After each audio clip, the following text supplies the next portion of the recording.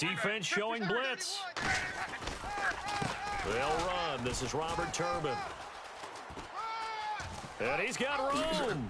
And he's brought down after a good game. That one goes for 24 yards. So much of this game is still mental, still psychological. Yeah, we just saw a big-time run right there, but you have to believe he was dreaming about this last night in his hotel room before this one, thinking, hey, first time I touch it, let's go for some big yardage and set a tone. That's exactly what he got done. When you see zone defense and you know you've got a drag route on as your primary call, you've got to be really careful as a passer about how far you let your guy go because he might wander into some tough coverage. On second down, here's Locke. And incomplete there. A nice hit. Jars the ball free and brings up third down. There's some flash on this offense and certainly some flash with Dorsett. A flyer out of the University of Miami. Speed is his game, but he's added excellent moves and good hands. And he's got the first down yardage before he's brought down at the 42. And when you're playing a quarterback with some experience and some moxie, you enter the danger zone when you decide to blitz him because if he... But when this ball's tipped and intercepted, picked off by the longtime Charger, Eric Weddle. And the return goes up to his own 17-yard line. Certainly not how they envisioned ending their opening drive here in the first quarter. Too many ones in this play. First quarter, first drive, first interception thrown. And that last one, that hurts. Now a carry here for Terrence West. And this defense feeling the encouragement. They stop him at the line of scrimmage on the first play of the afternoon. And a look at the offense that is hoping to put some points up in bunches here in this one. On second down, Flacco to throw. And this one's incomplete. And let's go through the starting defense for Indianapolis. Mike Adams can cover receivers whether he's playing in the slot or outside the numbers at cornerback. Incomplete pass on second down. Let's see what the offense draws up here on third. Hey. We got three. Three down. Ready. Over. Check. Under.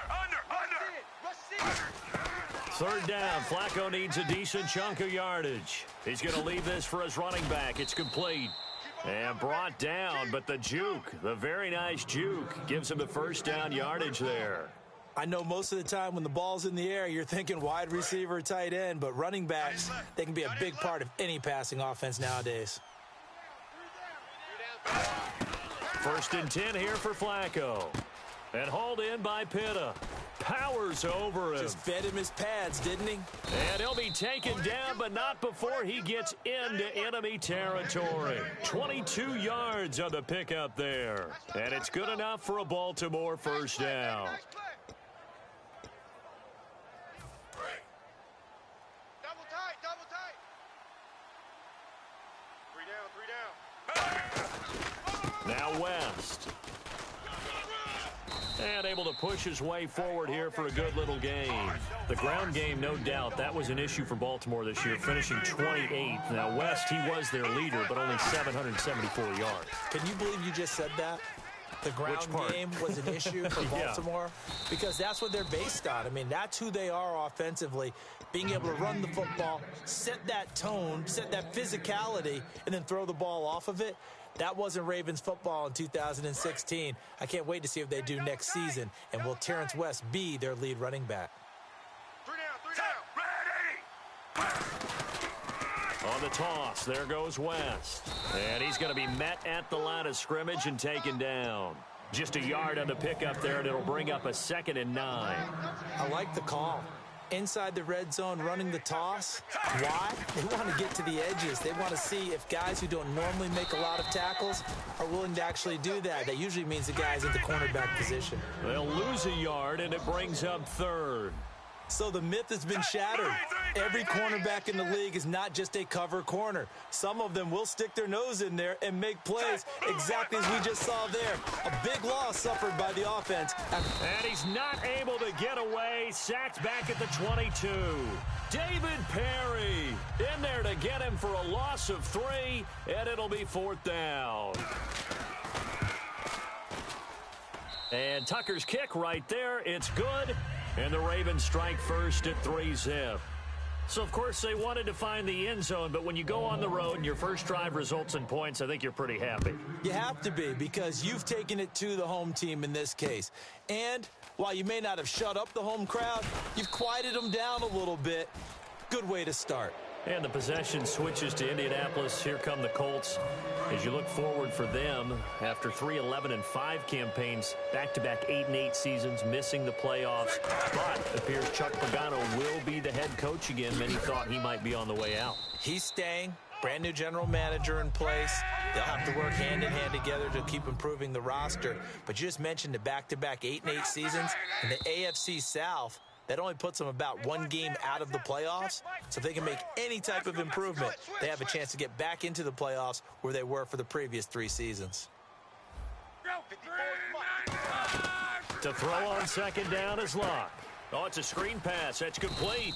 They'll get nothing out of that one, and it's going to lead to a third down.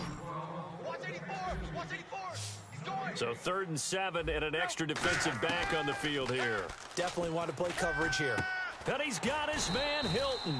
And he's brought down after a good gain. A gain of 26 on the 3rd down conversion. As far as I'm concerned, Andrew Luck can do it all. I mean, he's an underrated runner. Toughness in the pocket, strong and stout. T.Y. Hilton, nobody to beat. Touchdown, Indianapolis.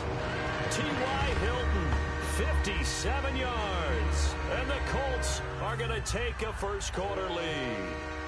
And nothing too crazy there. A quick slant, and then he just had a seam. He found a seam.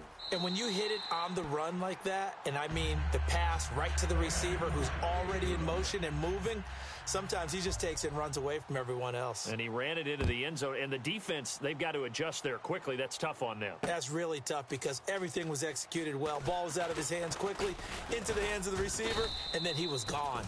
And a nice return sets him up pretty good here at the 30-yard line.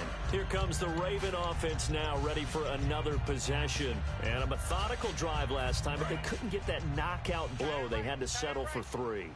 But you got to like what they've been doing along the way, right? It's almost like the body blows, the setup punch.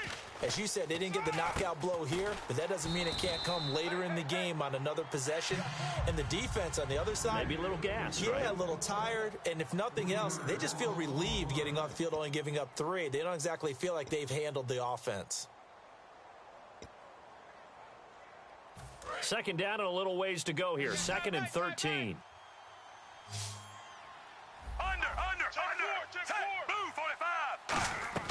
Flacco fakes the give, sets to throw. And that is incomplete. So incomplete on 2nd down. Now they'll look to convert here on 3rd.